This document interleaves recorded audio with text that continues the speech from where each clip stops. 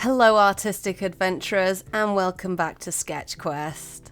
We here at TYG have teamed up with some incredible artists to bring you this series of tips to help you start your adventure right. But before we can leave Tutorial Island, we need to brush up on a few skills. And don't worry if you're just starting out, because I'll be learning alongside you. And don't forget to use the hashtag SketchQuest so you can share your results with us. Let's see what today's quest is, shall we? Welcome back, adventurers. Today's quest giver is none other than VTuber, illustrator, artist extraordinaire, J.L.P. How you doing? I'm doing great, thank you for having me. Thank you for coming back. What is our quest today? So today I'm going to be showing you some great places to be able to find references and also a few tips to be able to look for really great references to use for your artwork. I always really struggle knowing what to draw. Yeah, well, using references can be really handy. So here I have used this reference in my art here. You can see of the parts, like the face and everything, is very similar. However, I still have sort of changed a few things. So here I changed the backgrounds and the clouds. So it's not an identical copy, but it's something that you can look at and to be like, oh yeah, I could see how that's the reference there. Mm-hmm. Using references is really great in our artwork because it can be really helpful to know, especially when we're drawing things like faces, backgrounds, things like that, what shapes we should be using and where to put them. So here we could easily be able to dissect the kind of shadows in this reference to be able to make it into this piece here. A lot of artists struggle with finding really good references for their artwork. A really easy way to tell if a reference is great to be using is if it has clear shadows. So like here we can color in the shadows of our reference, and if we can see them very clearly, it's a very good like beginner friendly reference to be using. A really good way to see all the shadows if you can't tell them automatically is we can put the reference image in black and white like this, and it really helps to be able to see the shadows a lot more clearly in black and white. So this might be a great way to be able to work out what references are good to be using, especially when you're starting out. You really want to be able to see the planes of the face very clearly. So I would suggest using references with really strong lighting to begin with. And then after practicing a few times, you can work on doing a few references that are maybe with softer lighting. So when using references, it's important that we use them for study purposes.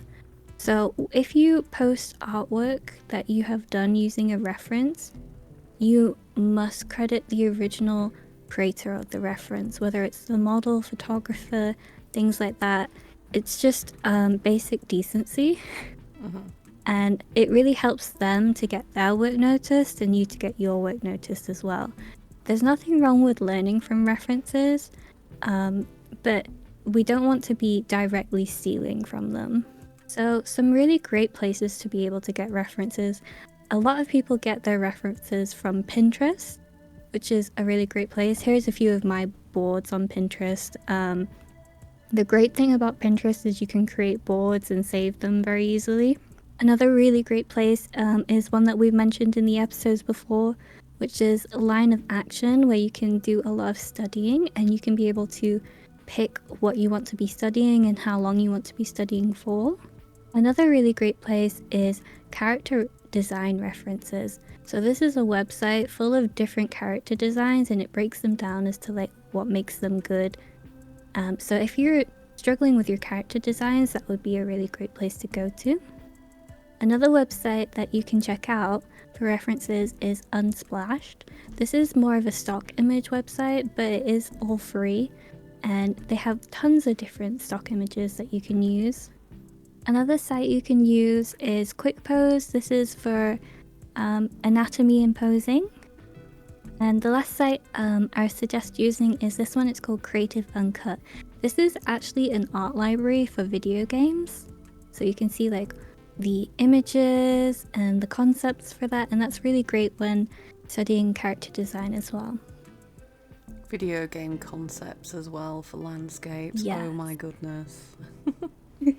Landscapes are so tricky. So it really helps to be able to see what other people are doing and how they go about it. Like video game environment designs, and like even for like movies, like I follow the girl who did the Mario movie concept art, and like they're beautiful. Yeah, I love concept art so much.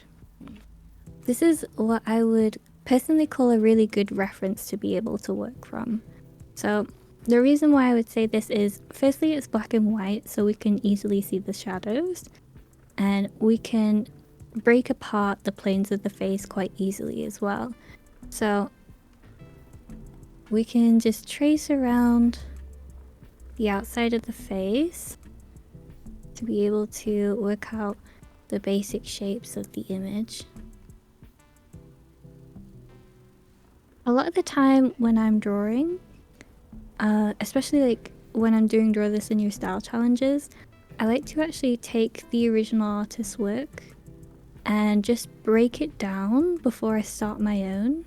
Just see like what the shapes are in the piece.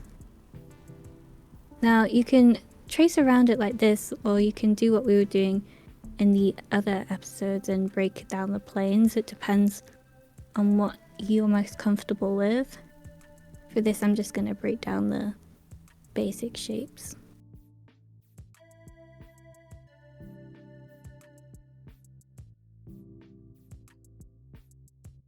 And this is how I would like to start a lot of my studies. Then I would remove the reference, and I would usually make it really small and put it in the top of my canvas, and then I could begin drawing from there, and it would be really helpful to be able to know where the sort of lines of the face should be, so that when I'm drawing I can follow along like that.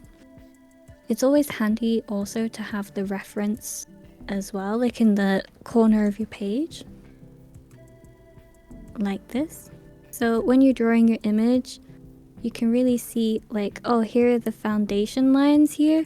You can break it down further and do the planes if you need to.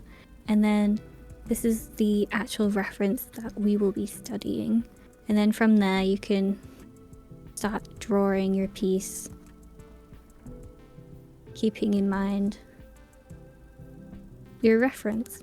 So for today's quest, check out all the different references, check out different sites. We'll have them linked in the description below.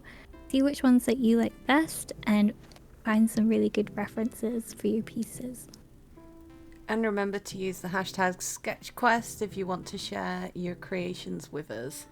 Thank you very much, JLP, for joining us again today. Thank you so much for having me.